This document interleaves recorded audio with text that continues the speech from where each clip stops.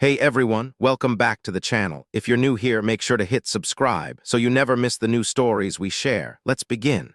The wind cut through me like a blade that night. Cold, the kind of cold that settles into your bones and doesn't let go. I was standing outside Mercer's bar in Dusty Creek, Montana.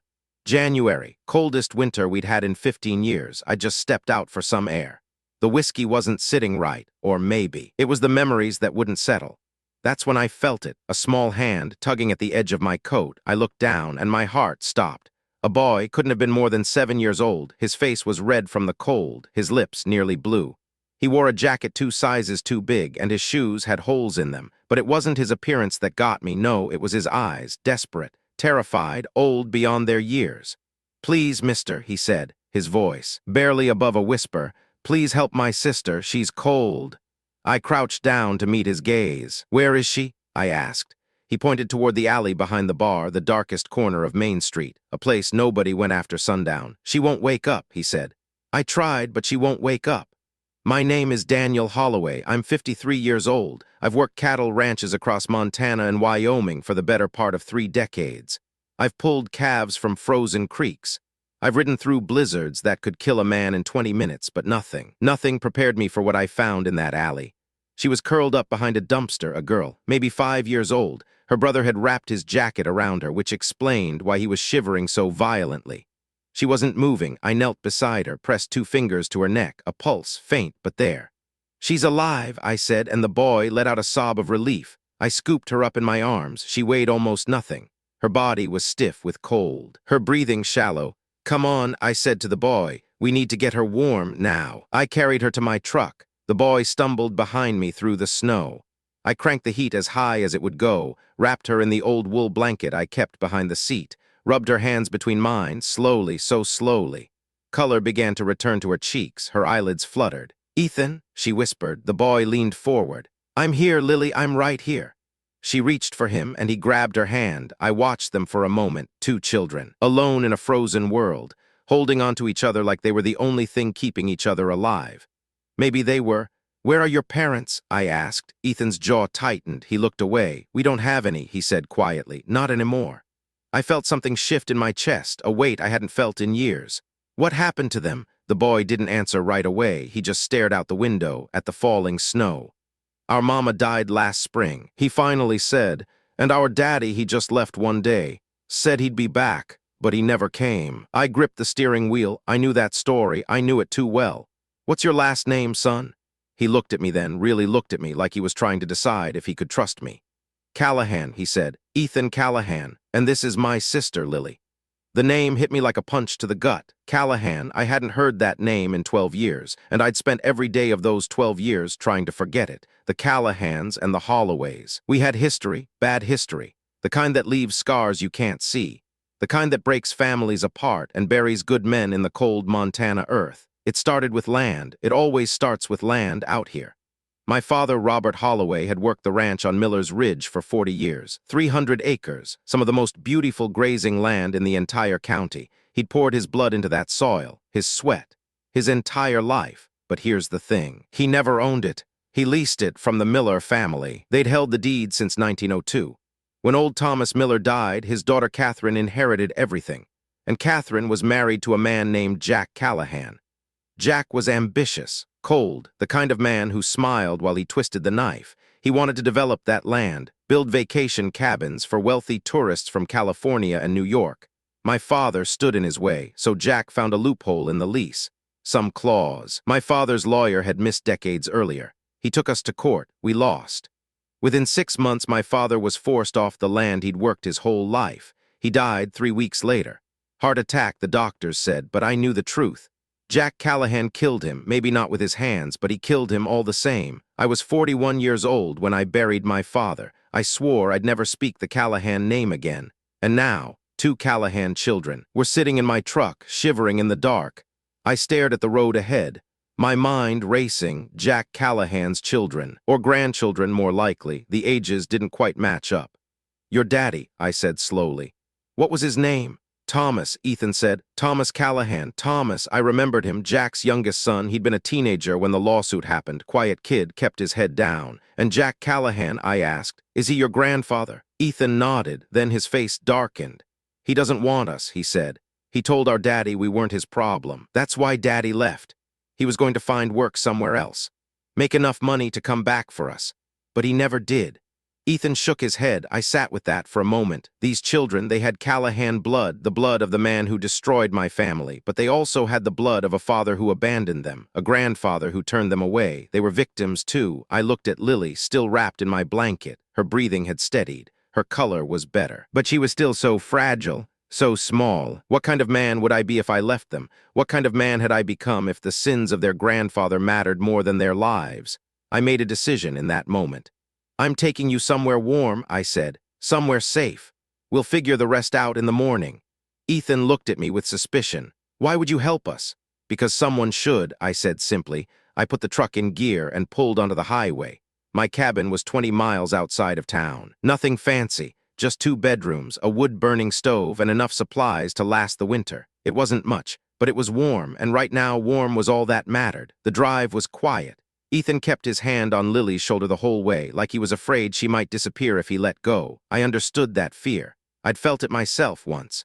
When we pulled up to the cabin, I carried Lily inside, laid her on the couch by the stove. Ethan stood in the doorway, still hesitant. It's okay, I said. You're safe here. At first night, I barely slept. I sat in my old rocking chair by the fire, watching the shadows dance across the walls. Every few minutes, I'd check on Lily, make sure she was still breathing, make sure the color hadn't drained from her face again. Ethan had finally fallen asleep on the floor beside her. One hand still resting on her arm, I thought about my father. I thought about the last time I'd seen him, standing on the porch of that farmhouse. The eviction notice, crumpled in his hand, the look in his eyes, hollow, broken.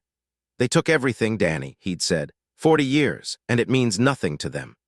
I'd tried to comfort him, told him we'd find another way, start over somewhere else, but he knew, deep down, he knew some losses you don't come back from. I wondered if these children felt that same way. If Ethan lay awake at night, wondering why his father hadn't come back. If Lily cried for her mother in her dreams. I'd spent so many years carrying anger, letting it harden around my heart like armor, but watching those 2 kids, I felt something crack. Morning came gray and cold. I made coffee, started frying eggs. The smell must have woken them, because soon Ethan was standing in the kitchen doorway. You hungry? I asked. He nodded slowly. Is Lily awake? She's stirring, he said. She asked where we are. What did you tell her? That a cowboy saved us. Something caught in my throat. I handed him a plate. Eat up, then we need to talk. After breakfast, I sat them both down at my small wooden table. Lily was still weak, but her eyes were clear. She watched me with cautious curiosity. I need to ask you something, I said, and I need you to be honest with me. Can you do that? They both nodded. How long have you been on your own? Ethan looked down at the table. 2 months, he admitted. Maybe a little more. 2 months, 2 children, surviving a Montana winter on their own. Scavenging for food, sleeping wherever they could find shelter. The rage that rose in my chest wasn't directed at them. It was directed at every adult who had failed them, their father, their grandfather, the system that was supposed to protect them. Why didn't you go to the police? I asked gently, or to a church, somewhere they could help you. Ethan's eyes filled with tears, but he fought them back. Because they'd separate us, he said. That's what happened to Billy Morin from our school. His parents died, and they put him in one foster home, and his brother in another. They never saw each other again. He looked at Lily. I promised Mama, before she died. I promised her I'd take care of Lily, that I'd never let anyone take her away from me. 7 years old, and he'd been carrying that weight for 2 months. I thought of all the nights he must have gone hungry so his sister could eat. All the times he'd shivered in the cold, so she could have his jacket. This child had more courage than most men I'd ever known. I reached across the table, put my hand on his shoulder. You did good, Ethan. You kept her alive. That's more than most grown men could have done. He finally let the tears fall. 3 days passed. The storm that had been threatening finally broke. 2 feet of snow buried the roads, trapping us at the cabin. In that time, something changed. Lily started to smile, small smiles at first, when I'd make her hot chocolate or tell her stories about the horses I used to train. Ethan began to let his guard down. He asked questions about ranching, about my life. He followed me to the woodpile and insisted on helping. Even though the logs were almost bigger than he was, I found myself laughing, for the first time in years, but I knew this couldn't last. Eventually, the roads would clear. Eventually, I'd have to make a decision. On the 4th night, Ethan found me on the porch. Mr. Holloway, he said, can I ask you something? Call me Daniel, I said. And yes, you can ask me anything. He hesitated. You knew our grandfather, didn't you? I felt my jaw tighten. What makes you say that? The way you looked when I told you our name, like someone had hit you. Smart kid, I took a long breath. Yes, I admitted. I knew him a long time ago. Did he hurt you? The question was so direct, so simple. He hurt my family, I said. He took something from us we could never get back. Ethan was quiet for a moment. I'm sorry, he finally said. That's not on you. You were just a baby when it happened. Lily wasn't even born. But our blood, he said, we're Callahans. I turned to face him. Listen to me, Ethan. You don't get to choose your blood. You don't get to choose who your family is, or what they did. But you do get to choose who you become. I put my hand on his shoulder. And from what I've seen, you're already a better man than Jack Callahan ever was. That night, I lay awake thinking about forgiveness, not forgiving Jack. That wound was too deep, too old, but forgiving myself for all the years I'd wasted on bitterness, for all the connections I'd pushed away because I was afraid of being hurt again. These children had reminded me of something I'd forgotten. Love doesn't keep score. The next morning, I made a phone call. There was a woman in Billings, Sarah Winters. She ran a private agency that helped keep siblings together in foster care. She'd helped families in the county before. I told her about Ethan and Lily. I want to help them, I said, but I need to know how. Are you asking about fostering? She asked. The word hung in the air. I don't know, I admitted. I'm just an old cowboy living alone. What do I know about raising kids? More than you think, probably, she said gently. Love isn't complicated, Daniel. It's showing up. It's being there. It's choosing them. Every single day. I thought about my father. He'd shown up for me every day of my life, even when things were hard, even when the world turned against us. Maybe that was the legacy I was supposed to carry, not the bitterness, not the anger, the love. How do I start? I asked. Spring came slowly that year. The snow melted. The roads cleared. The world thawed back to life, and so did I. Sarah Winters came to visit in March. She inspected the cabin, interviewed me for hours, and watched how I interacted with the children. At the end, she smiled. They're lucky, she said. Not everyone would have stopped that night. I didn't have a choice, I told her. It was them or the cold. There's always a choice, Daniel. You just made the right one. The paperwork took months, background checks, home studies, court appearances, but on June 15th, it became official. Ethan and Lily Callahan became my legal foster children. The judge, a silver-haired woman named Patricia Morrison, looked at me over her glasses. Mr. Holloway, do you understand the responsibility you're accepting? Yes, Your Honor, and you're prepared to provide for these children, protect them, and raise them as your own? I looked at Ethan and Lily sitting beside me in their best clothes. I am, I said, for as long as they'll have me. Ethan grinned, Lily reached for my hand, and just like that, my family grew. That summer, I taught Ethan to ride horses, took to it naturally, like he'd been born in a saddle.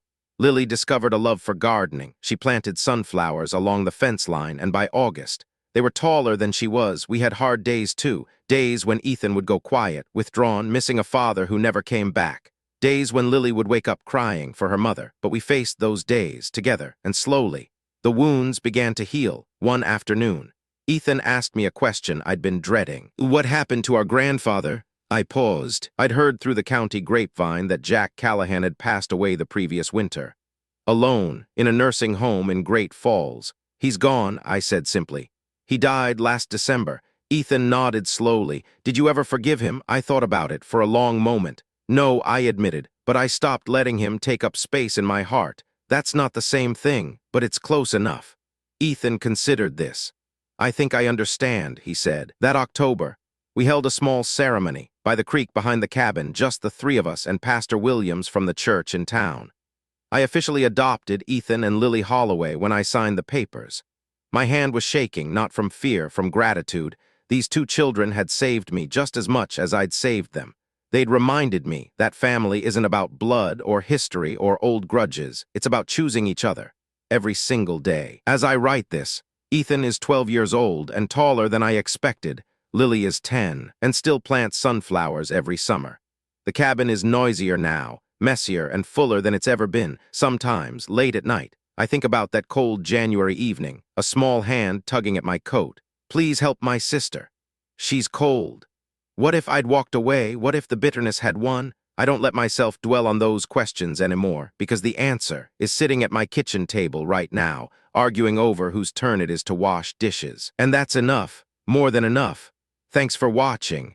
Subscribe and visit the channel for more real-life stories.